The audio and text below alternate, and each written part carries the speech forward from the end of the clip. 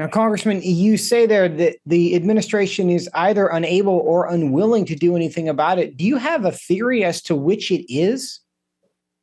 It is probably a combination of both. One of the things that we saw this president do, President Biden, is day one roll back the successful policies of the Trump administration, stopped wall construction. And look, we know that walls work. I've been to the southwest border multiple times. I was there twice in April. We'll be returning again in 2 weeks. I'll tell you that the areas where we have built fencing, built walls, if you will, those areas prevent immigrants from coming across the border. The areas where we do not have that wall construction is where we see the number of immigrants continue to pour across. We saw that this administration very quickly ended the Remain in Mexico policy. Again, a very successful Trump era policy. And they are doing everything within their power to end Title 42, which allows us to very rapidly return back to their native countries, immigrants who come across the border. And so this administration has seen a record number of immigrants. And with the flood of immigrants, we've seen a record amount of narcotics that are coming into the country each and every day. Now we're seeing the crisis at the border begin to impact states that are not on the border. And that is due in large part because Texas Governor Abbott has made news by busing people who enter his state illegal to cities that had previously declared themselves to be sanctuary cities. But they aren't enthusiastic about what Governor Abbott is doing. Here's D.C. Mayor Muriel Bowser. Let's play clip one.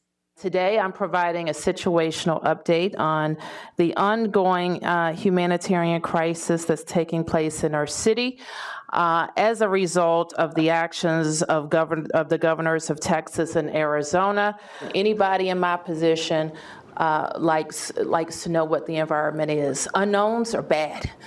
And what we're dealing with is a big unknown. And it's an unknown that's being imposed on us. And here also is Chicago Mayor Lori Lightfoot. Let's play clip three. It is absolutely un-American. And I urge him, he professes to be a Christian. This is not the Christianity and the teachings of the Bible that I know. Now, Congressman Guest, what's your reaction to these mayors? They have declared themselves sanctuary cities, but now that they're being asked to be a sanctuary, they don't seem to be enthusiastic about that.